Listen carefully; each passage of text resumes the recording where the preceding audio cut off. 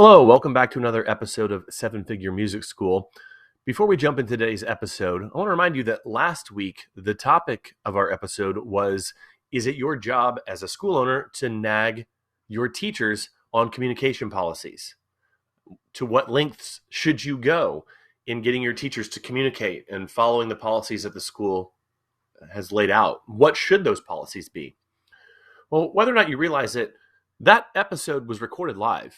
We had a live audience there, and they were asking questions while Nate and I were recording that episode. And we decided to stay after that episode was completed and answer further questions from that live audience. And we ended up staying for quite a while. So we decided to do something a little bit different for this episode. We actually took that live Q&A that we recorded, and we took some of the best questions that were submitted by the audience, either during the live recording or during the live Q&A, and we've turned it into its own episode. So this is a little bit of an experimental episode. Don't know if we'll do this again, but there were some real juicy nuggets, as Nate likes to say, that were given by Nate and myself during that live Q&A. And so we kind of edited down the larger live Q&A, took out all the dead spots and some of the awkward pauses and that sort of thing, and presented a series of questions here. So you could think of this as a series of mini episodes, but they all are on really important topics surrounding teacher discipline, communication policies, having the nerve and how to get the nerve to actually enforce the policies that you have laid out for your staff. So we're going to jump right into it. Hope you enjoy this one.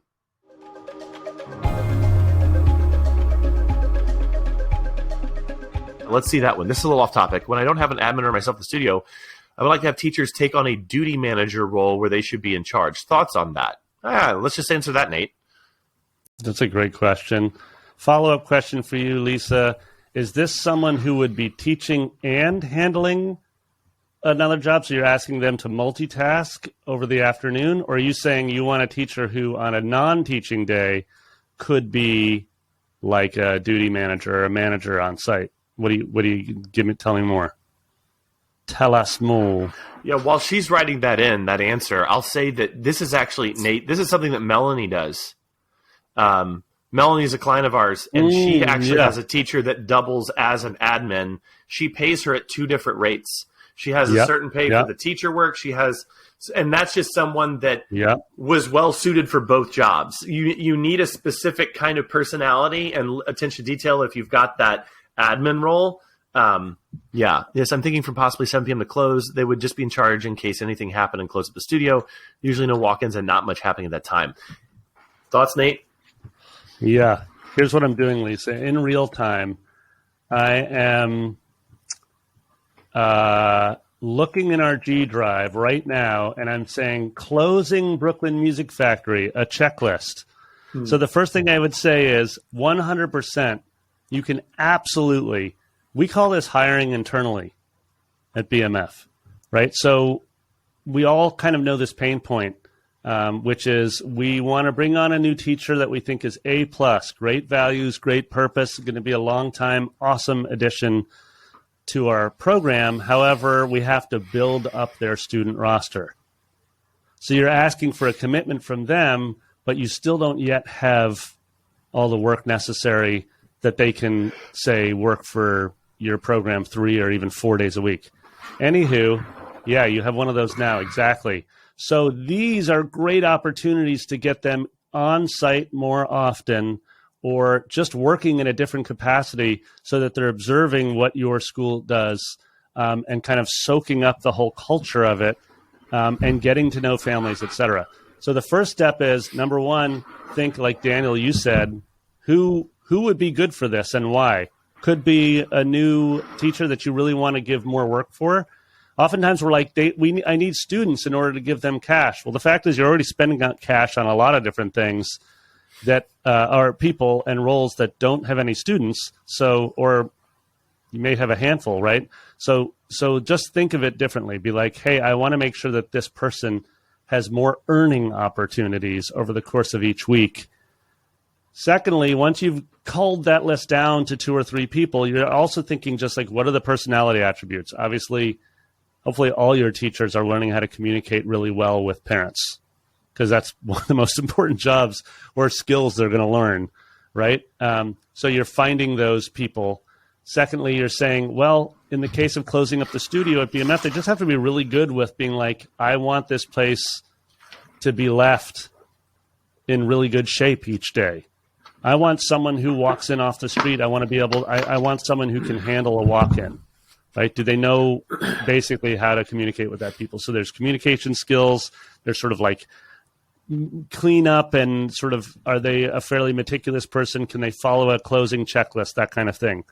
And then finally, I just look at the schedule. I look like who's around. So we literally do the same thing, Lisa, at BMF. We have people that stay to close because the last student is at 7 and then they stay till 9. So it's just a little bit of an earning opportunity for them. They close up by 9. It's awesome. So make your clear closing checklist. Decide exactly who you want to approach around that work. Come up with a pay rate that you can live with. In other words, that's operationally sustainable for you. Maybe it's like minimum, maybe it's $15 an hour or $20 an hour, whatever it is. But just say, hey, you'll have a teaching rate for those 5 hours you're teaching or 4 hours you're teaching, and then the last 2 hours you'll be at a desk rate or at a duty manager. I like that. We call it the community manager. That's our fancy name for that role. Awesome question. Any follow-ups to that? Okay. If there isn't, Nate, I got a good question Daniel, for you. I feel like I feel like we touched on this, but in all of the pre-submitted questions that we got, there were a couple. I'm going to actually read 2 of them. We got more than 2, but these 2 are so similar. They all kind of sound like this. One person wrote, how do you enforce policies, teacher communication policies, without creating mass animosity? Another one was, what would be a consequence I could enforce for teachers, team members who are not communicating as they should? I wonder, maybe we ping pong back and forth on those questions. Like, in other words, like the idea of policy enforcement around it. I think that even begs the question about, do you even have a policy? I think that'd be a good place to start, Nate. Does Brooklyn Music Factory actually have a written policy for communication internally with the team?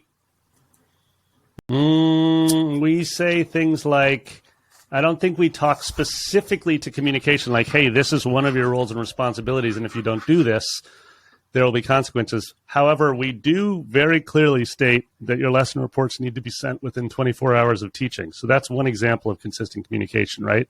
That's communicating externally to the families, to the parents. But what we do say is that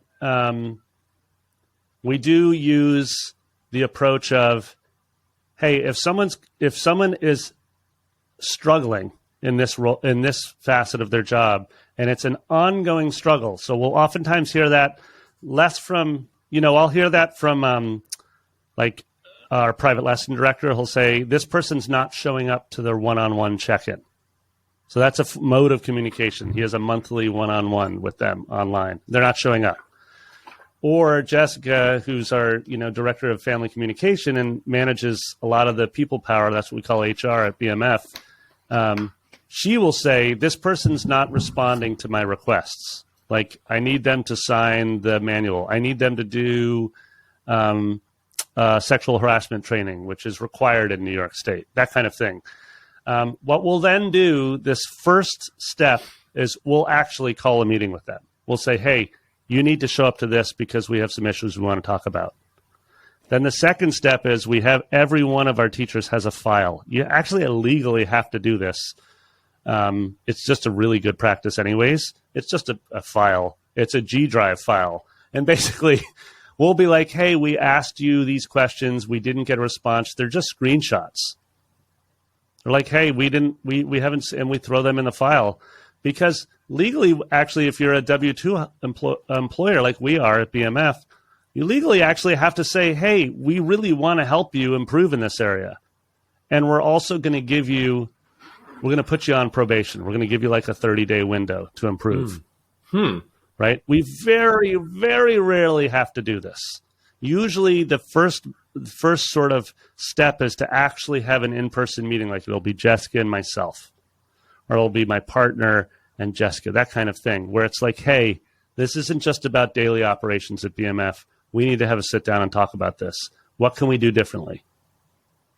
And then we follow that up. The key with this is you follow up with that teacher and you say, hey, you and I agreed that you would try to improve in these areas. And this is what improvement looks like.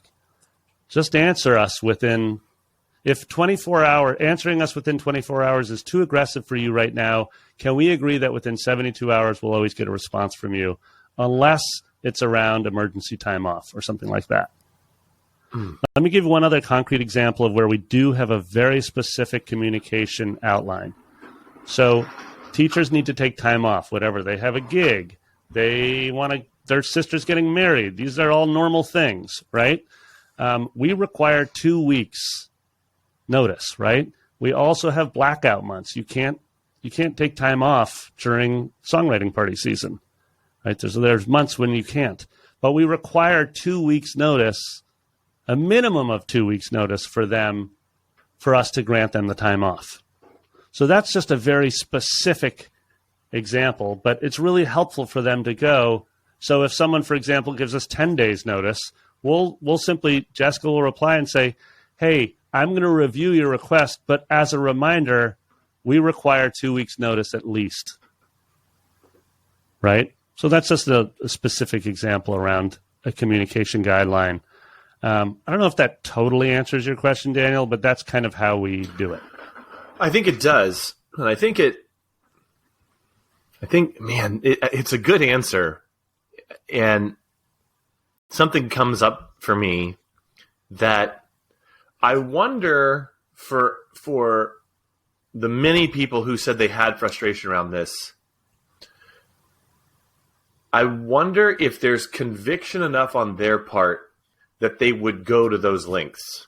I'm not doubting anybody's, but is it more like, is the energy around this frustration more of like, oh man, this is so annoying, I can't believe that, or is it more like, hey, we're creating an amazing business here, and I will do whatever it takes to create an amazing business here. And if that means having uncomfortable conversations with team members to get them in line, then that's what I signed up for. Because I think if it's more, and I'm not saying anyone is like this, I'm not at all. I know it exists, but I'm not saying anyone here who submitted the questions is like this. But if the attitude is more like, oh man, then there's probably not a willingness to have the conversation about being on probation. It's probably more, you know what I mean? Like, it's probably more of an energy of just like kind of wishing that the universe would give them the team that they dream of, but they're not willing to create the team that will help them co-create the business that they want. It's almost like, man, I hate that this is like this. I wish it was different, but not doing the things necessary to make it different. Again, not saying that's true of anyone. I'm just saying that we all have to have those self-examination periods, because when there are things not happening in the business, and hey, I'll tell you, I've had my share of business issues in the last year. It isn't necessarily around the team communication piece. It's other stuff. But there are parts of the business that I wasn't happy with. And I had to admit, you know what? I'm kind of being a victim in this area. Like, I'm just kind of wishing that it was different, and I'm kind of whining about it, and why isn't it like this? And it's like, well, what actions do I need to take to actually create the outcome that I want? And when it came down to it, when I actually did the self-examination, really thought about it, I realized, oh, here's a bunch of things I could be doing differently that'll do it. And am I not willing to do them? And at the time I wasn't willing, and I had to, I either need to be okay that this is happening and drop it and not whine about this anymore, or B, I actually need to do the things that create the environment so this stops.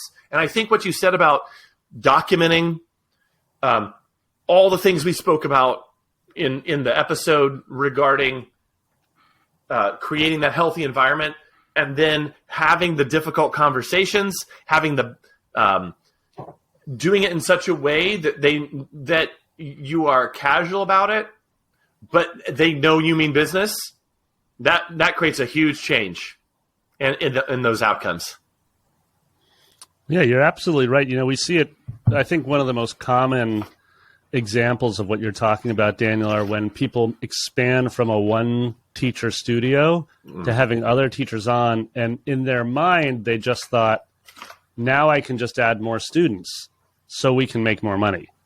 Like that was the basically oftentimes they just think add more teachers, therefore add more students.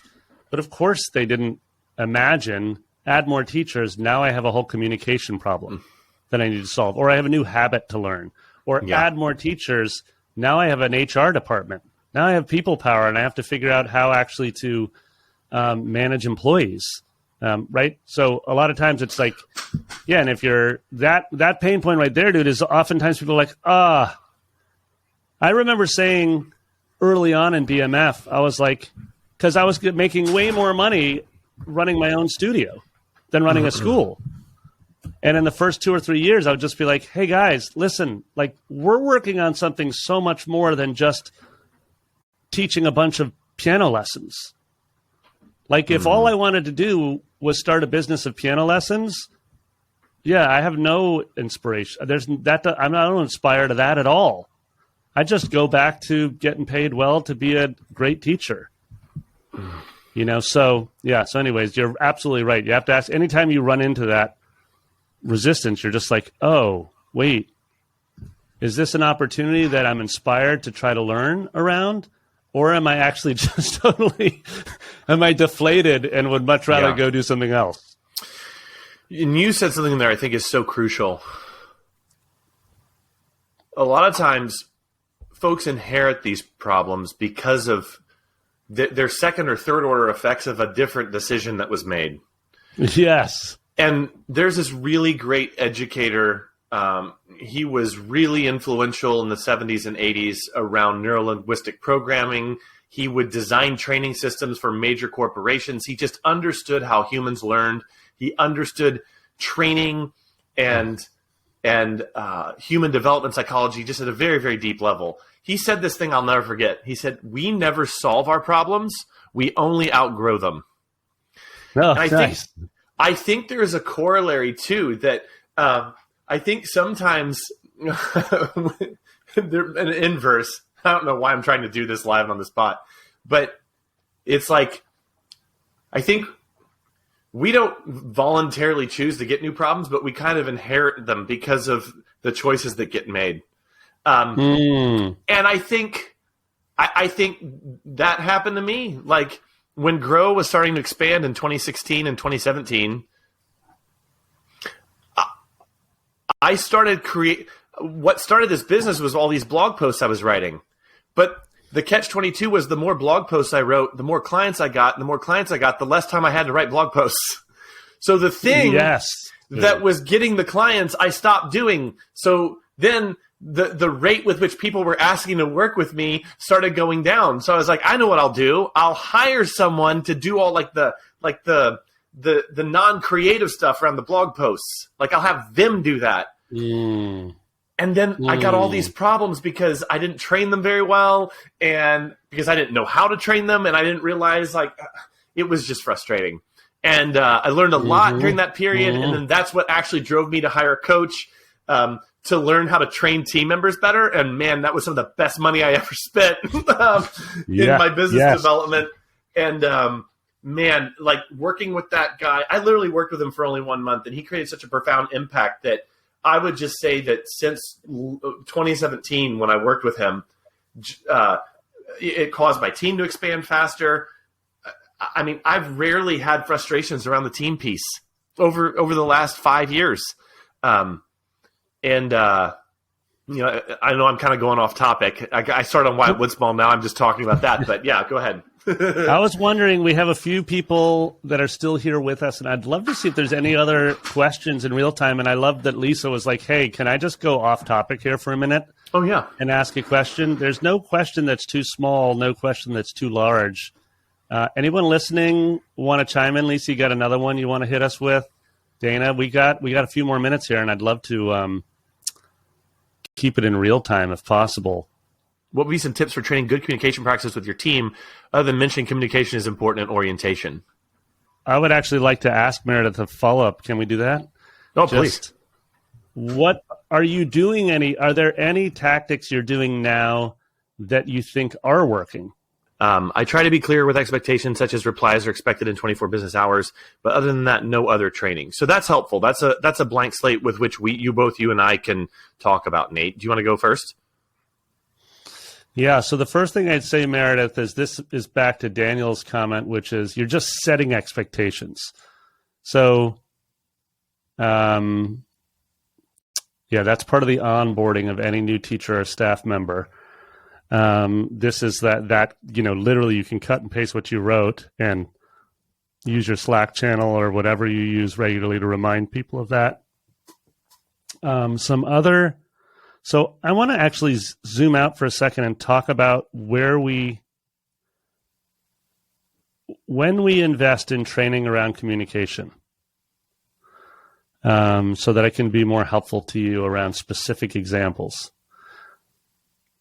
Let's talk for a minute about that opportunities to actually train. So one of the ongoing opportunities monthly is that we have Ben, our private lesson director, meets with every teacher one-on-one. I think he books 15 minutes, but he actually he knows it's going to be 30 minutes. And they're paid for 30 minutes at their teaching rate to show up. Right? It's online, so he can book, he can do 15 meetings over the course of, or he can a week, which is a lot. So by the way, when Ben's busy doing one-on-one check-ins, I'm not disrupting him. I'm not bothering him with that. Hey, I have a new idea, dude. We could talk about, can we implement this sight reading tool? Well, none of that's happening because he's busy the fourth week of every month. Okay, so in that one-on-one check-in, one of the first questions he asks is, let's talk about your communication with families. And in our case, we use a tool that we've built that shows what percentage of lesson reports have been sent. So you may have a tool that you're using right now, like Teacher Zone, or there's a whole bunch of great tools out there. So we use one that we've built called BMF Connect. That shows what percentage of lesson reports have been sent, and so therefore how many lesson reports still remain to be sent. So his first question is, let's just look at your dashboard. If you don't have a dashboard, that's not what matters. You can just literally ask, hey, what percentage of all lesson reports have you sent from the last 7 days, right?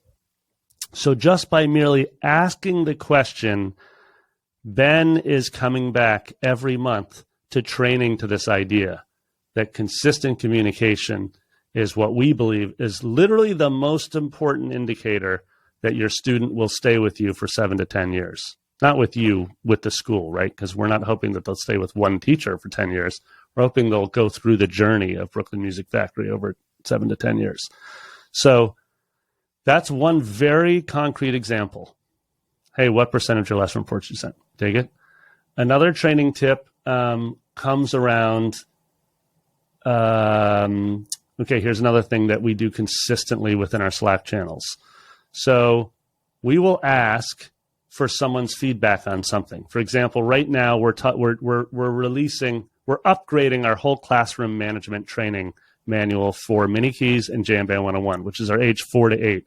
So as I'm sure you're aware, Meredith, classroom management is probably the number one pain point for teachers in their group class programs, especially with the 4 to 8-year-olds. They need a lot of support there. So we're improving this manual. The first thing we're doing is we're being sure that we're bringing on at least 1 or 2 teachers to help improve the manual, and we're paying them for their time to give input and ask questions. Like, what's most difficult for you? Where do you need the most help? They're part of that, right?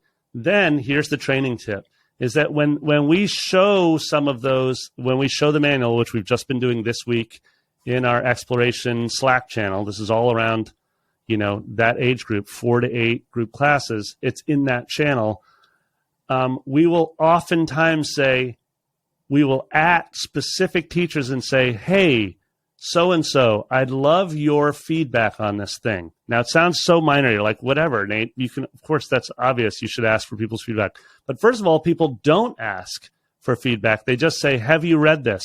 For example, they might just say, everybody, please review the manual by the end of week. Well, okay, that's actually not asking. That's not the right question.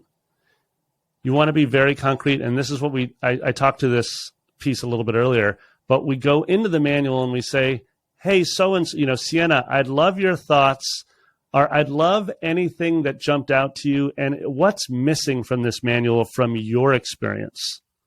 So you're very specifically reaching out to people saying, hey, give me feedback on this thing.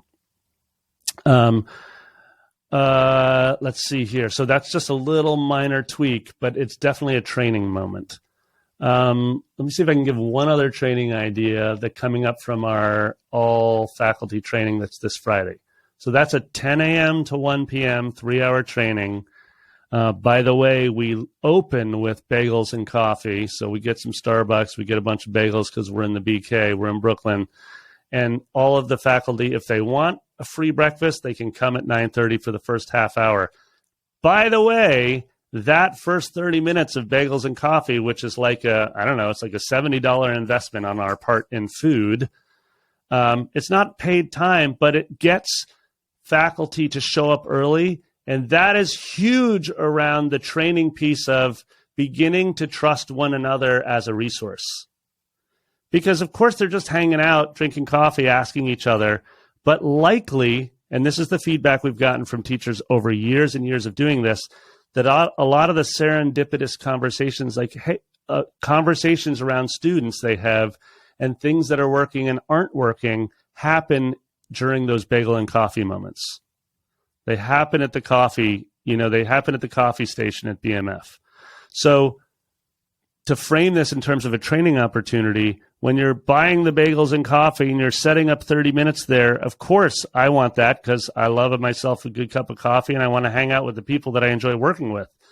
But what we're actually training to as well is just this notion of, hey, we're a team and we all have valuable stories to share that will help one another. And that's that last piece that I was talking about, I've talked about before, which is just that you must actually ask for people's stories, and then you must validate their stories. And then some of those stories that I'll hear in bagels and coffee, 2 hours later, in a training opportunity around, say, a beginning songwriting party coming up, I will cite a story or two that I heard over coffee. I'll be like, Zoe talked about Maddie, their student, and Maddie has this issue around confidence on stage. I wonder if anybody else has a Maddie story that they can share. Zoe, thanks for sharing that. So that's my last training tip. I wonder if, Daniel, what do you got to add to that? Oh, and then there to follow up with any other thoughts? I have a lot to say there because I think it just highlights something I said a little bit ago, but it's just more practical examples of the same idea. So I have two thoughts. One, you can invest in the front end, or you can play catch up on the back end. And in both cases, you're probably having to pay for it, but just in different ways. So one might hear yes. Oh my gosh, I've got a dozen teachers. I don't have a private lesson director, so I have to meet with them. Okay, cool. No one ever told me that before. Starting the school didn't come with an owner's manual, okay, that's cool. There might be someone else who's like, okay, I do have a key staff member that could do those one-on-ones, but that's going to cost me, oh my word, that's going to cost me X dollars per month. And it's like, that's a conscious decision, but then you have to ask yourself, okay, I'm going to invest that $500 in meeting time per month, paying them at their teacher rate for that time, plus the lesson director to meet with them. Am I going to get $500 of value in that in retained students? Am I going to get $500 in greater customer goodwill because the program is so good that they tell their friends and family more? Am I going to get value out of less training time because I'm turning over 75% of my staff every 18 months? It is an investment, but it's so easy to see when you're paying for things that you have to pay for. Google Ads. Yes. That it's hard to see what you're saving because the problems don't end up existing, which is why I feel like it's easier to put out fires as a business owner for your entire career, because at least you can see the results of your investment of both time and money. It's harder when you work by faith and say like, okay, I'm investing in this, assuming there's going to be a good outcome. And that's where I think it gets down to what we talk about in this podcast all the time, which is measure. Assume your outcomes, make hypothetical outcomes, and then look 6 months down the road, 12 months down the road, and ask yourself, am I getting the outcomes I thought I was going to get? Maybe you got half of them. Maybe there are things that showed up in the business that were really positive that you didn't even expect. It was an outcome you didn't expect. But if you benchmark it and then you work towards that and you're really clearly communicating to the team why you're doing these things, what you're hoping to see, there will be a sense probably that you will move in that direction because there's such a sustained effort in that direction. Second, it is interesting to me, and I've had this thought before, but it's actually taken having this conversation in the podcast and here with the live audience. It's actually taken me that for me to realize, oh yeah, I have had this thought before. That my key team members, some of them, I've been having a weekly 1 to 2 hour meeting with them for 5 years. One key team member in particular, she and I rarely miss a week. In fact, she works remotely. She's here in town. We actually spent 5 hours together yesterday at a coffee shop downtown and then went out to dinner afterwards. Had a great time. It was really good. And she's like my right hand. Anyway, point being that it isn't – I mentioned – and we're probably going to release this as a second episode, like this Q&A part. So I mentioned in the previous episode, like I really don't have a lot of communication problems. Well, that's probably why. And so the fact that Ben is investing even that 15 minutes in all the teachers at BMF once a month, that 15 minutes probably has an outsized impact on why the team runs the way it does and why, you know, you're not pulling your hair out, Nate. I've never known you to be like that when it comes to this part of the business. And that certainly has to do with it, I'm sure. That piece you said of one-on-one is the most powerful mode of communication. And yeah, I totally agree with that. You know, your first point there, Daniel, where you said it's hard to develop the faith to make an investment in an outcome that you don't yet recognize, right, is needs to be highlighted, because you're absolutely right. That's what you're doing. You're listening to like me and Daniel talk about this idea. You're hearing, as Meredith said, can you give me some more tips around training for good communication? You're hearing some tips. All of these tips take investment, right, Daniel? They take either money or time or creativity or all three, right? They take you got to build the systems, and it's interesting. I think it's worth asking ourselves where in our life do we make investments not knowing the outcome? Like we buy a home.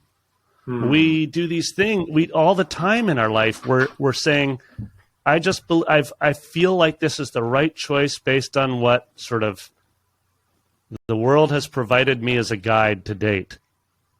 You know, like for example, one of the biggest investments we ever make for some of us is we choose to be parents. It's just such a massive leap of faith, right? And so. We don't always say I expect the outcome of being a parent to be my two daughters will bring me bliss and joy for the rest of my life, right? Of course, I didn't really think that way. I did think it would be full of adventure and surprises, which it has been.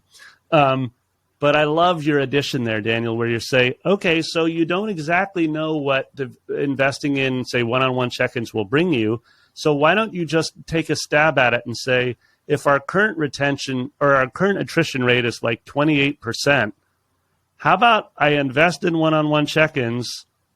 Doesn't even have to be once a month. It could be once every 3 months. And my attrition rate's going to go down to 15% by the end of 2023. Just put something out there. Like you said, Daniel, just choose one metric that's so valuable to you. Because I will say, and you point out like Google ad spend, et cetera, well, we're willing to throw like $800, $1,000 a month at this thing because I think in some ways it's just because there's such a clear, simple metric at the outs on the other side that we see, even if we don't know what to do with that metric. You know what I mean? But student retention, everybody listening here knows what to do with that metric. If I have my student Nio, who I've had for years, and he's now, 12? I know I'm going to have him till 17, no question. So if I get to nurture and mentor Nio for 10 solid years, I know what the outcome is because I've been doing it for 32 years. I'm like, Nio is going to have a life of creativity and music making with his own kids. When I know that the likelihood of that is like a solid 80% or greater. Yeah. Right. So I'm investing in that. So think about those, reframe your metrics a little bit around retention and some of those human pieces that really, by the way, they also really help your bottom line. They're really good for business. Yeah. You said something in there about, hey, just pick a number and go with it. And I would just say that if you missed episode 52, which we released on December 7th last year, you should go back and check out that episode because we talked about how to forecast things like that. So that'd be a good episode to either revisit or listen to for the first time. Can we see if we can take I know we're running out of time. Should we see if we have one more question? There's a really interesting one, Nate, and it might be along the same theme that we've been talking about, but it's different enough that I'd love to read it here to you. Yeah, let's see what we got. There's just a frustration around engaging our instructors in dialogue with one another because they're all in studio at different times and busy teaching when they're there. So because of that, I've created a private Facebook group for instructors and try to post questions for them to think about and share best practices. Only 2 of them ever seem to engage. I've tried to have mandatory staff meetings, and everyone says they have conflicts. What I like about this one is that we can have all these great theories, Nate, but then life happens, and like people have legitimate reasons that either exist or, I'm not saying for this person that it doesn't exist, or at the very least they believe it exists. And to me, that's just as good. Because we can either address it with something really practical or a mindset shift. We've done both in both of these episodes. But yeah, I'm curious what your thoughts around that, if you have anything that you'd speak to.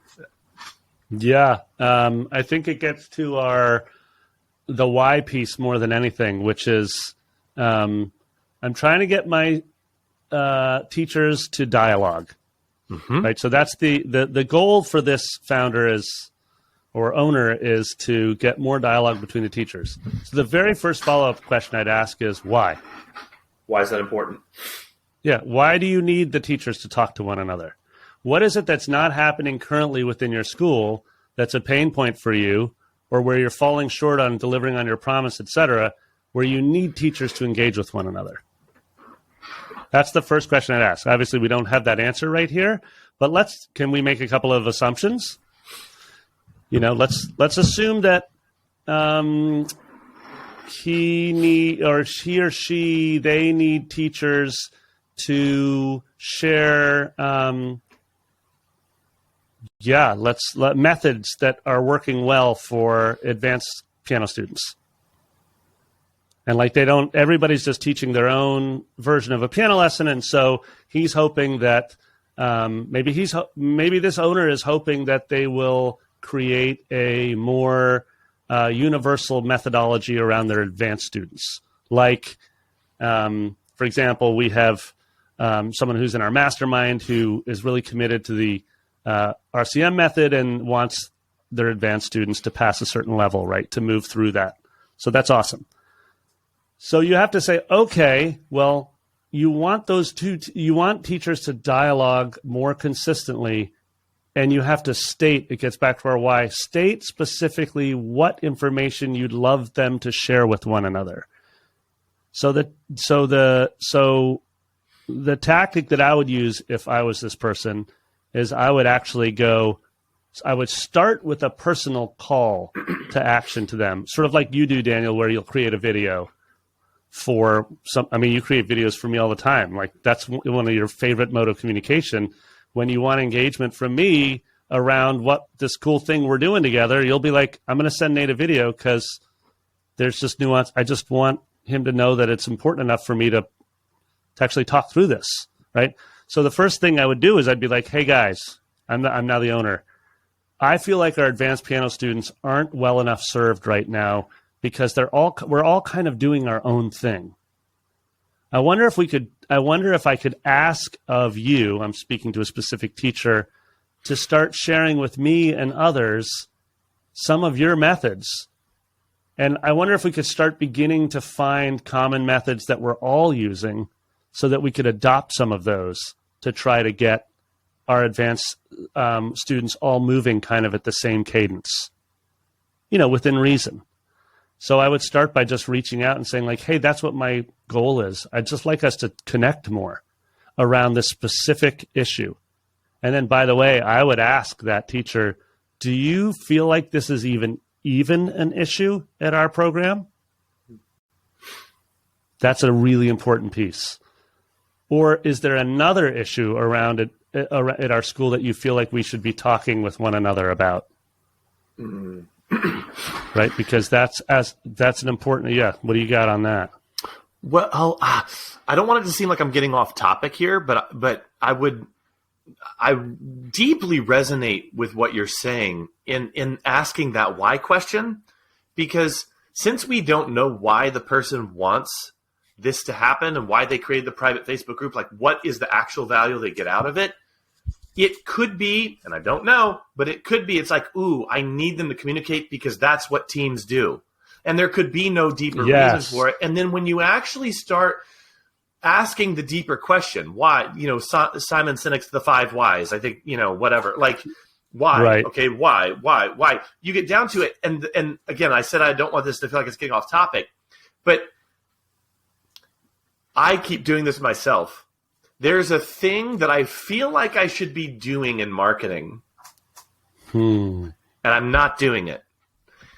And then when I actually go to like put plans into place to do it, and then I really, what is the outcome I want from this? When I even just briefly scratch below the surface, I'm like, oh, I'm not going to get that from this. If I do that right there, here's what's going to happen. I'm going to get this. It's going to be this pitiful little result. And I know that the thing that I should be doing is this thing I'm already doing that's doing a great job. And this is a distraction. Well, and that's the why piece. Marketing is such a great example, dude, because we are just deluged. I think that's the right word, with new tactics, tips and tricks. And if we're not willing to slow down, like you're saying, and ask why do I need my teachers to connect? A very real example of why we need our teachers to connect at BMF is because our whole program is built on collaboration. If our teachers aren't connecting with one another, their students aren't connecting with one another. And if their students aren't connecting with one another, then we have failed on what we promised these families. Period. So that's and I will state that out loud over and over and over. You dig? So just like your marketing example. Actually you spoke about this a little while ago where you were like, hey, when I pivot, when I got busy doing this one thing in the business, I stopped writing blog posts. And when I stopped writing blog posts, I didn't get as many phone calls with potential clients. The reality is, I know you, Daniel, the place where you thrive, honestly, I think the reason you do what you do is because you get to be on phone calls with people. Like you want to be on Zoom calls with all of these people. If I could just be on Zoom calls all day, I would. That would be the best day ever. I have 5 Zoom calls from 12:45 to 6 p.m. tonight. I'm in heaven. This is so. When you all of a sudden, when those started turning into a drip from a pour, like when it was pouring and now it was dripping, and you were only having like 1 or 2 a day or 1 or 2 a week, you were like, wait. I'm literally losing my purpose, like separate from needing clients and paying bills and, all that what goes along with what we do in any job. And so that why piece is essential. And I just, honestly, I think a closed Facebook group is just like our closed Slack channel. It's the exact same thing. You're just giving them a tool. It just takes less training to do a Facebook group because likely most of these teachers, actually, they'd be more comfortable depending on their age and like Instagram or TikTok or whatever. But anywho, But can I dig into that? Yeah. Oh, go ahead. Finish your thought. Yeah, dig. No. All I was going to say is a closed Facebook group with people communicating with one another is absolutely useless and just another distraction unless you have a very clear why behind it. Yeah. What are you actually trying? How are you trying to benefit them by getting them to connect? Yeah. Like, so that's, by the way, that's another way of framing why. Yes. Yeah. If you want a nice opportunity for people to share memes, or maybe if the Facebook algorithm decides to show everyone in the group in their feed that something has been contributed there, then maybe there'll be activity in there. So if a Facebook group is the mode that you want to use to connect your team, then the things that you're putting there better be pretty unimportant, because most people aren't going to see it because the algorithm isn't going to do that. Now, if what you're having them work together on, and the reason you want to have them collaborate and talk to one another is to build deep relationships, well, then you need to have a bagels and coffee meeting for 30 minutes before your all staff, like Nate was saying 20 minutes ago. Like, that's why understanding the why piece of all this is so important. Why? And so, Nate, I kept pestering you about 2 hours ago about this why piece around the recital. I feel like we've come full circle on this. And of course, that was an episode ago for those of you who are listening to this on the podcast later. Yes. Like, why is it so important that those teachers contribute? Like, what are you trying to get out of it? And once you've determined what that is, you can then make an objective decision, because apparently surveys don't get answered. So if it's something super important, then you need to have a one-on-one with them. If it's something that would be nice to have, then keep doing the survey and just don't be frustrated about it.